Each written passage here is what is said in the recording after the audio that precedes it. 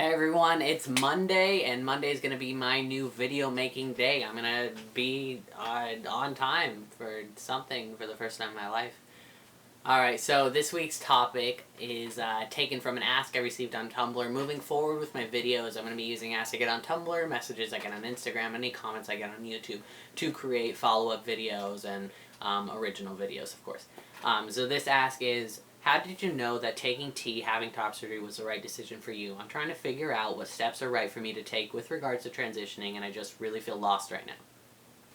I think this is an awesome question because it works on so many different levels. A lot of times as we are moving through life, if we're moving into new professions or moving into different areas of our life or trying to engage in new relationships or anything of that sort, but especially when involved with your identity, figuring out your sexuality, figuring out your gender identity and that sort of thing, it's really difficult to know, like, when should I take the next step and how do I know that this next step is for me? Because a lot of these steps do have long-lasting, not necessarily consequences, but following through with them means that it's going to affect a large portion of your life for a very long time.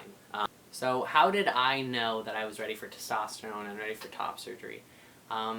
I wouldn't say that there was one definitive way that I figured out, like, this is the exact reason why I can follow through with this thing and ensure that it is the best decision for me. There was never any, like, one thing that triggered that put me in a place of, like, ultimate, ultimate positivity, ultimate agreement with my decision. There was just the idea that where I was not where I wanted to be, and that the only way to get to a new place where I could be happier and feel better, and not feel the way that I was feeling, was by taking the risks that I needed to take to reach that point. When it comes to transitioning, I am somebody who has a lot of privilege in this area, even though I had to go through a lot of situations where I was being extremely misgendered for years while I was still transitioning, and even though I previously lived in extreme forms of poverty where I could not afford to pursue any part of my transition without financial help, I still have an extreme degree of privilege where I was able to pursue, my identity, pursue myself, transition, and then maintain a job, maintain family relationships, maintain my relationship. I know I have that privilege. So when I say this, I understand that this does not apply to everybody. But this is the advice that I have from my experiences, and if you can reach a point of safety, I think that this is valid advice.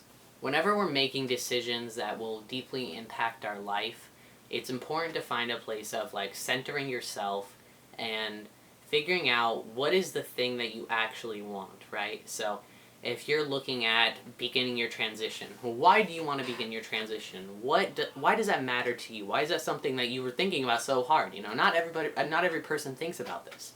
Cis people don't have to think every single day, should I start hormones? Should I change my entire wardrobe? Should I get a different haircut to present a different way? Do I need to do X, Y, Z? Do I have to... Cis people don't have to think about that at any point in their days, whereas trans people often spend huge portions of their days kind of, thinking about it, in a lot of ways fantasizing about it and trying to figure out how it would feel.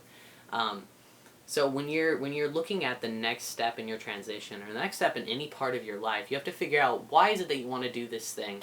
What does this thing represent to you? And how will it change the feelings that you have now, right? So if you're experiencing extreme dysphoria every day about maybe your voice, or maybe your height, or maybe the way that your face is shaped, right? Because those are all things I've personally had dysphoria with.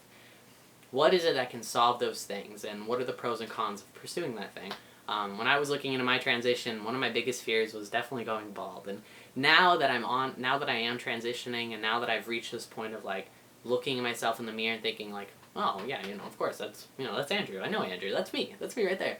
I realized that those sorts of cons that I was looking at weren't really cons. They were just kind of fears that I allowed build up to prevent me from pursuing something that actually made me happy, because I had a lot of other fears too.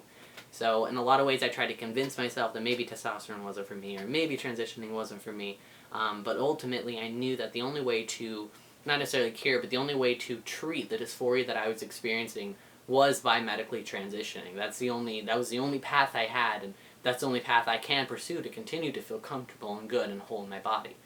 And learning how to kind of think in that sort of manner has definitely not only helped me throughout my transition, but has also helped me throughout a lot of my life. When I'm deciding that I want to, try for a new job, or, move across the country like I did, there are a lot of fears involved with every single thing that you can do. It's scary moving to a new workplace. It's scary moving to a new house. It's scary meeting a new family. It's scary uprooting your entire life. But you have to weigh, like, what do you want in this life? What do you want your next year to look like? And what steps do you have to take to make it there? And what can you start doing today?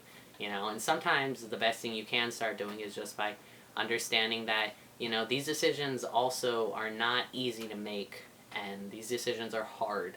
And I mean, I'm saying, you have to kind of just choose what's the best true life, but fear is real, and being terrified is real, and your insecurities and what you're worried about are super real and valid. So I think you also, while pursuing this line of thought, while trying to dig out, and uproot your negative thoughts on the things that are preventing you from accomplishing what you desire, you also have to treat yourself with extreme compassion. It's not easy changing everything. It's not easy pursuing even things that we love, or even things that ultimately benefit our entire life.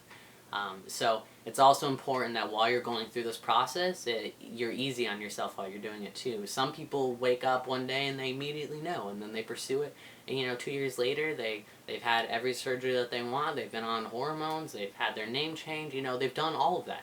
And some people spend, decades trying to figure out who they are, and decades trying to figure out, what they want, and if they need to transition, and switching names.